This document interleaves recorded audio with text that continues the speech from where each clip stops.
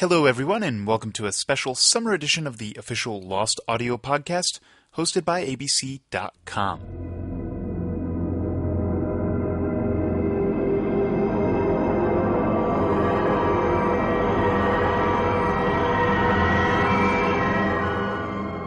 We're going to jump right into things. We have the highlights from the Lost panel at Comic-Con 2008.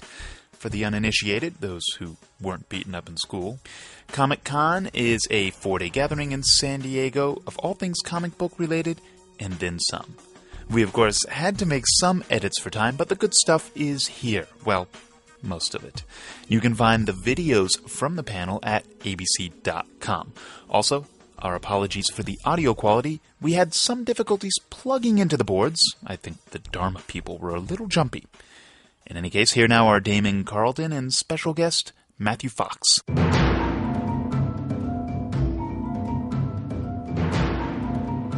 Obviously, for those of you who haven't been to a Lost panel before, Q&A is a big part of our panel. A lot of it is about you asking us questions and us giving you answers. We really haven't talked at all about Season 5, saving it for you guys here. So we're going to get to the Q&A almost immediately, but there is one other piece of business that we have to talk about. We have some sponsorship issues. Lost is now moving into its later years.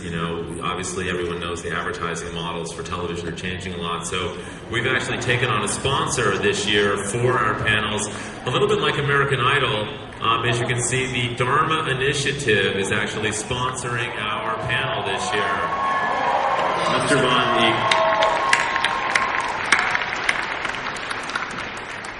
Yes, thank you very much, and thank you, Mr. Lindelof and Mr. Hughes, for giving me time on your panel to discuss our current recruiting efforts. As many of you know, we have been conducting an extensive campaign, both here in San Diego and in the national media, to find top-quality men and women for the latest iteration of the Dharma Initiative. In fact, over the last 3 days, right here on the convention floor in San Diego, we have administered hundreds of ASR tests, aptitude, suitability, and readiness tests, to those recruits who we believe were of the highest caliber. And I am here to discuss the results of those tests. They were abysmal. In our wildest imagination, we could not have predicted this result. I mean, truly pathetic.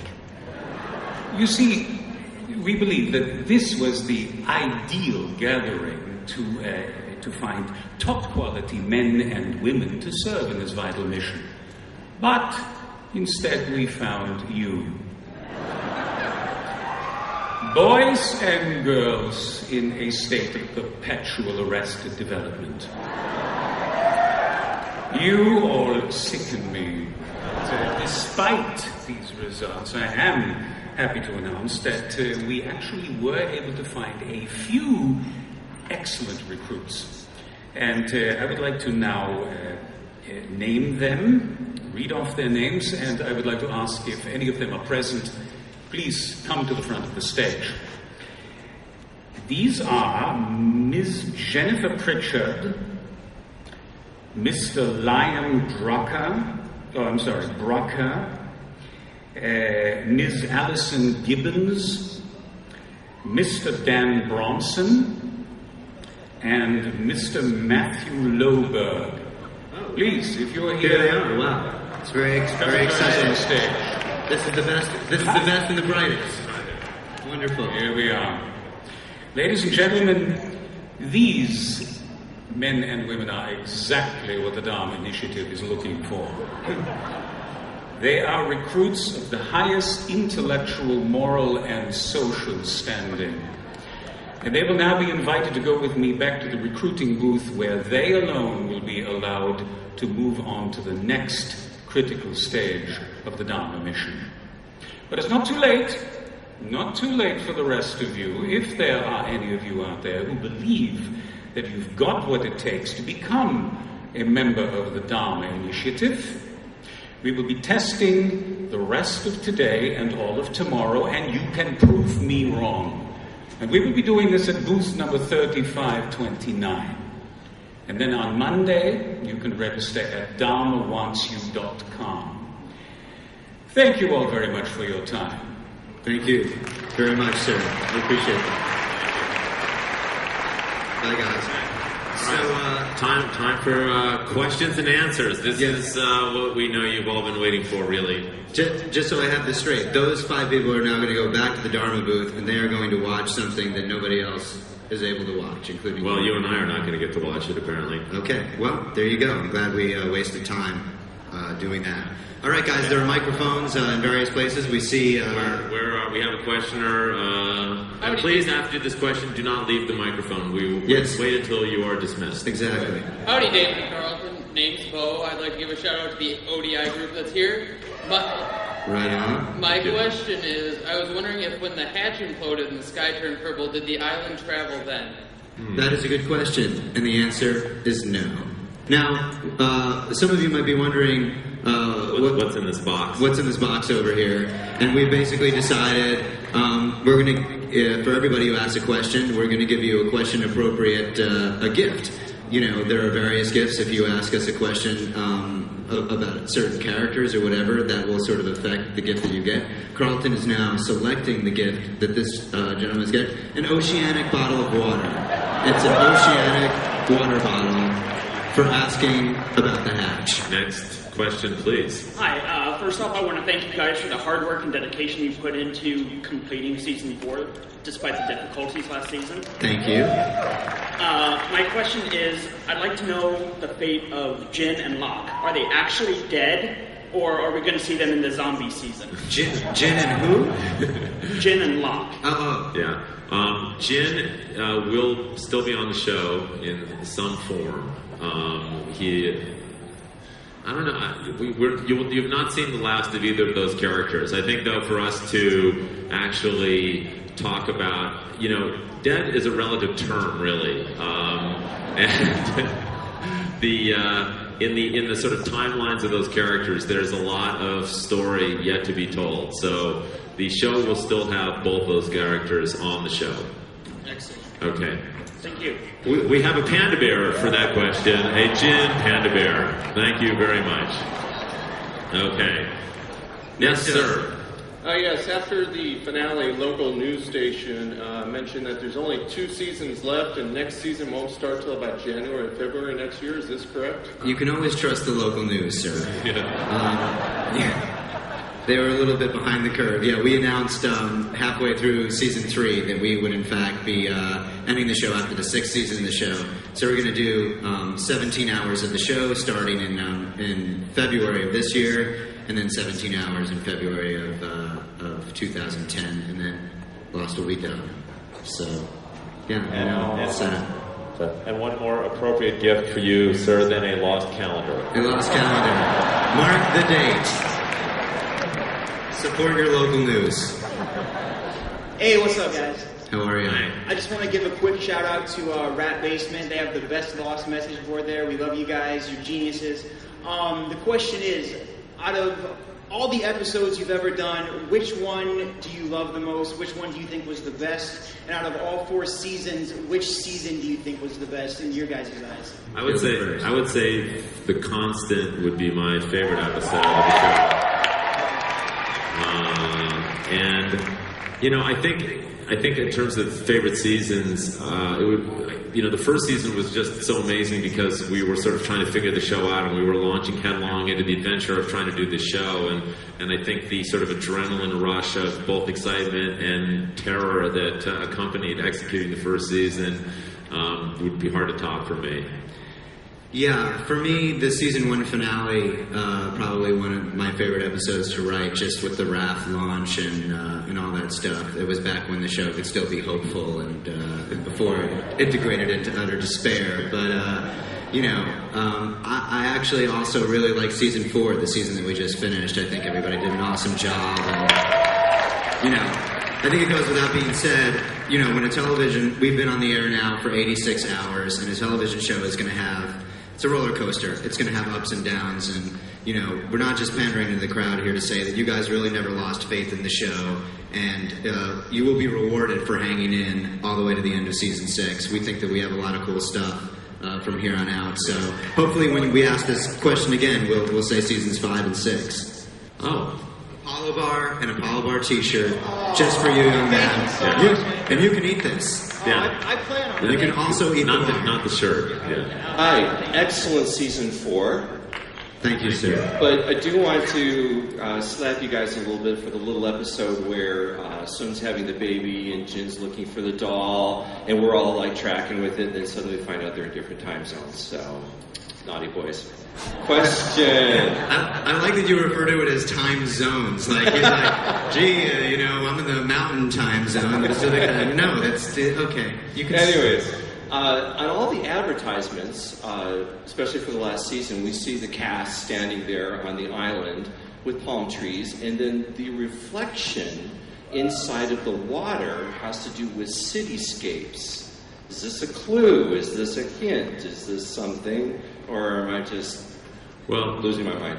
No, I think you may be reading a little too much into it. I mean, last year we were telling the story of the Oceanic 6. We knew that Jack and Kate had gotten off the island, and I think the advertising campaign meant to be reflective of the fact that there were 6 characters that were in the real world, and we were going to be telling their stories during the course of the season. A gift for this gentleman for slapping us around. Yeah, for slapping us around at You're going to set up Heroes DVD. Exactly. There you go. Thank you. It's a much better show than ours. Enjoy. Yeah. Hi, guys. Hi. First of all, congratulations on your Emmy nomination. Well deserved this year. Thank you. Thank you. Thank you very much. I've been waiting since season 1 to see a Rousseau flashback. Will you now definitively, in front of 6,500 of the best Lost fans, say there will be a Rousseau flashback? Here? What? Well, we will say this. You will see definitively this year Rousseau's story, but to use the word flashback might be disingenuous. Yeah, we're steering away from the word flashback and embracing a whole new word. Yeah, so the idea, there will still be flashbacks and flash forwards on the show, but we're going to do something different this year. We're going to kind of mix it up. Something new is going to be happening. Danielle Rousseau will be in season 5. Yeah. Thank you. Oh wait, you're going to get a gift. Carlton, could it be Rousseau-oriented? Is it a rifle? I am lost luggage tags. Classy.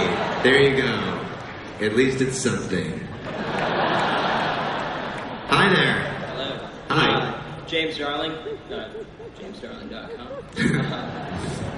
My question is actually, how much does the rest of the writing staff know about how the show will end, or is it all in your heads? I mean, even your own mothers don't know how the show is going to end. Wow. Talking about my mother in front of 6,500 people. It's a Jew's Love the episode. dream. Love the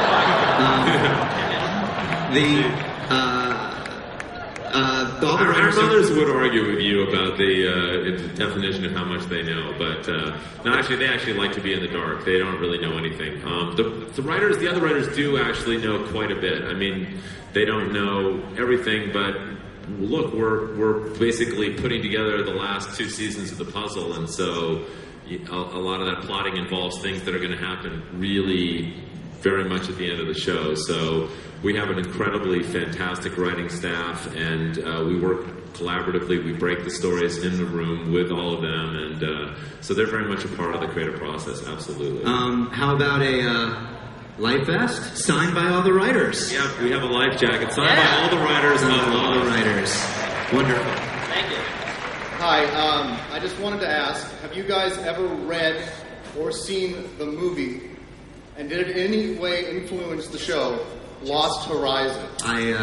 Go ahead. Yeah, yes, I have seen it. I don't think that's not one of the things. It's not like a touchstone movie. I think there are other things like Stephen King or other sources where we do rip it off wantonly and talk about it openly. But I think anything you watch sort of in the genre category, I think ultimately influences what you do as a writer. And so for us, all those things that are in that category do kind of, I think, permeate our consciousness. We're asking a literary question. Our Mutual Friend by Charles Dickens is yours. Desmond's copy. It's all yours. Thank you very much. Thank you, sir.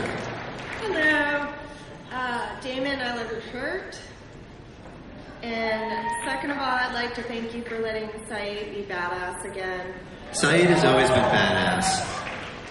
Well, he stepped it up. My question is, as an animal lover, I'm kind of concerned. What happened to Vincent? I'd really love to know. It's funny, we were wondering when the question's going to come, sort of what's happened to the island, after this flash, and what happened to all the people that we care about. What happened to Sawyer? What happened to Juliet? What happened to Locke? How's Locke going to end up in the coffin? No, I don't think Vincent. It's what happened to... People want to know. It's what happened to the dog. Vincent's okay. Vincent made it and will appear in season 5. I think it's safe to say Vincent's going to make it to the very end of the show. But, I don't want to ruin the surprise for you. What you got there, Carl? We don't have any dog gifts, but we do have a polar bear for you. There you go. Wonderful. Excellent. Thank you for coming out this weekend.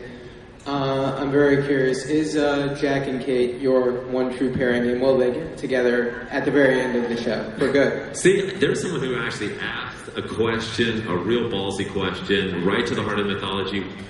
We can't tell you. Sir, we cannot tell you the answer to that question. Obviously, we're very invested in that relationship. Jack Shepard is obviously the sort of hero of the show. He's where it all begins. And that romantic triangle is, very central to the show. And there's still some very interesting, we think at least, permutations of the Jack-Kate Sawyer relationship that's going to play out in the course of the next, in the next 2 seasons of the show. But you would want Jack and Kate to get together if you weren't like the writers or anything. If you were the viewers, you would just want them to get together, right? Personally, I really like those two, but professionally, I have to take the fifth on that.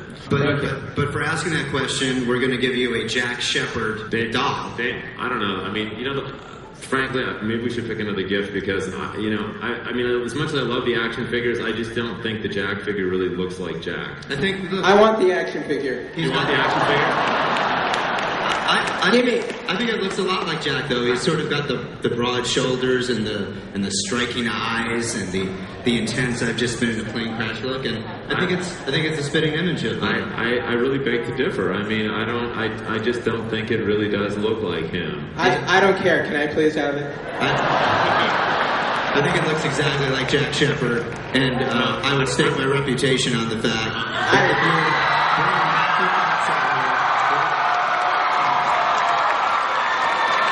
if you want to come up, he'll sign it for you. If you want to come up here, gentlemen who asked the question, take a little photograph. Very exciting. And now Matthew's going to join us up here for a little bit of Q&A. Okay, next question, please. Hi. I would just like to know, Kate, will she Sawyer again? Not if Jack has anything to say about it. Yes, Kate will see Sawyer again. Right, so for you, we have a poster signed by Yun Jin, Terry O'Quinn, Evangeline Lilly, Jorge Garcia, and Josh Holloway for your bedroom. Thank you, young lady. Hi. Thanks, y'all, very much for being here. It's awesome. I was just wondering what's going to happen to all the poor survivors that are in that little itty-bitty boat now that the island's gone and they're all just paddling around in the ocean. Do we ever get to find out? You refer to the Zodiac boat with Faraday and the 5 people that have never spoken a line on the show? I'd be a little bit more worried about the non-line speakers than Faraday. I'd say things are looking up for Faraday, but for those other poor people in the Zodiac, sadly. There is a monsoon coming. Wait a second. I'm trying to remember back to the dailies. You're not one of those people, are you? No, but I could be. Actually, while Carlton gets a gift, I kind of want to ask Matthew this. The background actors on the show, who we in the writers' room sort of refer to as the Sox, and occasionally, you have a Dr. Arts who steps forward to get blown up, or, Rose and Bernard, who are more prominent. Do you actually know those guys? I mean, you've worked with them now for 4 years. Oh, yeah. I mean, you're hanging out with them every day, and they bring it every day, too. They're real professionals, and they do a great job. And we need them to be there and to do a good job, and they always show up on time and do it. So when the flaming arrows start flying, you need someone to sort of push in front of you. Yes, exactly. That's just a protective barrier. Excellent. Awesome. We have actually a tie, an authentic tie. An authentic Faraday tie. On the show. That's the real deal. That is, for those of you wondering why Faraday is wearing a tie on an island, stay tuned. Hey guys, my name's Bryce. First of all, I want to say thank you, Matthew Fox, for being one of the most intense actors on television screens. But my question has to do with the flash forwards, or if you don't want to call them that anymore. But I was wondering, how are you guys going to limit yourselves? Are you guys going to make it go 2 years into the future, 5 years, 10 years? Are you guys going to stop at a certain year, or could we see flash forwards in many years forward? Wow, that's a good question. Matthew? Yeah. I'm going to kick that one right back to you guys. This season especially provides us with, once again, sort of an ability to tell stories in a fresh and exciting way. I think last year everyone was saying, is the show just going to be flash forwards now? And that was limiting in that we could only really focus on stories about the Oceanic Six if you were doing flash forwards, because we didn't want to reveal certain things like Desmond getting off the island. This year, once again, when season 5 starts, you're not going to know when and where you are. We do this fun thing every year with sort of trying to let the audience kind of try to figure out where and when you are. And then the way we're going to tell stories is going to be a little different too. But there will be storytelling both on the island and off the island, and in different periods of time. So it's just going to be organized a little bit differently. We felt like if we were constrained by the rules of just flashbacks and flash forwards, as you've seen them on the show before, that was going to not be the best way to tell our stories. And for us, we're always looking for what is the most compelling way to tell the story that we want to tell in any given episode. Hanso Foundation hat for you, sir. Thank you. Good. That should fit very nicely on your head. Thanks. Hey friends, your friend Bob Stencil with the firstshowing.net. Just between me and you, how does this show end? Well, we hope it... Bob Stencil. It ends well, we hope. We can't answer that. But hey, do you have a gin prize in there? I love gin. The alcohol or the character? There's a character? Let's get something for Bob here.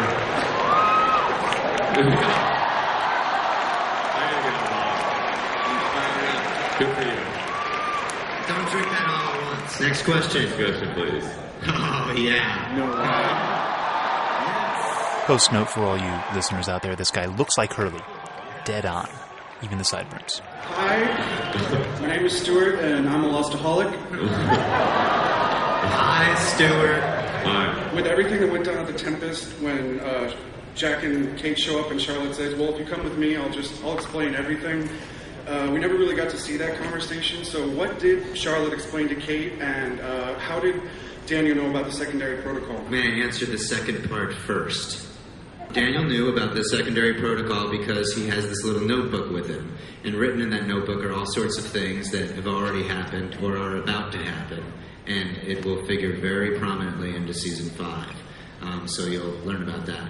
And as for the Tempest, basically the scene that we never wanted to write was Juliet explaining, or Charlotte explaining to Juliet that there is a station where they manufacture massive amounts of poison gas that could wipe out the entire population of the island, and that they were going to neutralize it as a precautionary measure. And for you, sir, we have a large tub of Dharma Ranch dressing. Oh, yeah. It never goes bad. You guys already know this, but you are awesome. And my question, even though, actor guy, you're awesome. Thank you. That's gotta make you feel good about yourself. I want to know. I have this ongoing debate with some people, sometimes strangers. They'll say something mean about Lost, and I jump up and contradict them because it's important. And so, I want to know, awesome. do you ever write yourself into a corner? Do you ever go, crap, no ideas. And like come up with something like, let's make Kate a dude. Yeah. Or That's something. good. Or whatever. And, or do you have it all planned out from the very beginning? You know, you can't have it all planned out. I mean, we have sort of the big landmarks planned out, but we try to actually write ourselves into corners every day. I mean, that's actually what's really thrilling is we actually will, we'll sit in the room and we'll say, well, what if we put the characters in this particular predicament? You know, how would we get them out? What we try to avoid doing is filming that without knowing the answers. But in the writer's room, all the time, I mean, I think that's almost kind of the exercise, which is what is something that seems almost impossible to get out of, and then we basically try to kind of puzzle our way out of that situation. We force the show to evolve, and sometimes we do really scary stuff that we shouldn't do, but then, if you blow up the hatch, then you can't do any more stories in the hatch, and we feel like the audience is basically going to start to get frustrated unless we move it forwards, so, Yeah, you know what, and for that, we actually, as I said before, we do all of our writing in a room and it's full of whiteboards, and this is actually one of the dry erase boards for erasing all those things when we put ourselves into corners and we can't write ourselves out of it, signed by Damon and myself, so this is going to be awesome for you. It's your very own eraser! Thank you. How old is Richard Alpert? And how many toes does he have? Ooh. It's a really good question. That's a really good question. Wow. He is quite old. Obviously, we have hinted before that aging on the island is a different process and people heal. We've seen that as well. And obviously, we've seen Richard Alpert in some different time periods, and he looks pretty much the same. So I think that is hopefully an engaging mystery that will keep you watching the show through this season, and you will actually learn a lot more about Richard Alpert's history. Matthew, if you had to guess, how old Richard Alpert? 125 years old. Wrong. Okay. All right. Well, there you go. And the number of toes? Number of toes? Well, let's just say that you originally had 5 toes. If you were looking forward to Richard taking his shoes off to answer that question, you're going to see him barefoot in the very near future. And that's pun intended, the very near future. Anyway, but in honor of your question, we have a T-shirt that says, I asked a Richard Alpert question and all I got was this lousy T-shirt. Hey guys. Hi. Oh man, this is awesome. Alright, so the big mystery in season 3 was we finding out who was in the coffin. And we found out who, but I thought was more important was what you guys named him. And you called him Jeremy Bentham. And one of Jeremy Bentham's big things was the Panopticon. So my question is, are the people on the island being watched, and do they know who the person is who's watching them? Wow. So good. That's a good one. What do you? Yeah, it is. Essentially, when we wrote the season 3 finale, Jack hands Kate this obituary, and his thumb is obscuring the name. But by then. Excuse me, I gotta talk. My name's Dan Bronson. I'm one of the recruits. Sorry, you can't be on stage and I'm here. They just took me back to the booth. Do you guys want to know what they showed us back there? Because I have proof. I have it all right here. Security. After 4 seasons, they deserve to get some freaking answers. All right, thank you very much. If y'all want to see it, you let me know. That's very You kind. let them know. Because I know that you can't, they don't have enough manpower in this building to stop me and my 6,500 new friends. Okay. Wow. Do we have a prize for that young man? I guess he's going to show his video now. Dharma Fish Biscuit. No, this panel is over. We are withdrawing our sponsorship. This is a circus. You should be ashamed of yourselves. Well, sorry, we didn't really have anything to... But I was drinking that. It's clearing out. All right. Well, I guess that's guess that's it. So thanks. We'll try to find another sponsor before next year. But till then, thank you guys all very much. That's it for this podcast. Thanks, as always, to the good people at Comic-Con International for hosting this awesome event. And if you want to see more of the Lost experience at Comic-Con or check out the video from the panel, you can find it all at abc.com, where you can also find more information and podcasts as we get closer to launch of Season 5.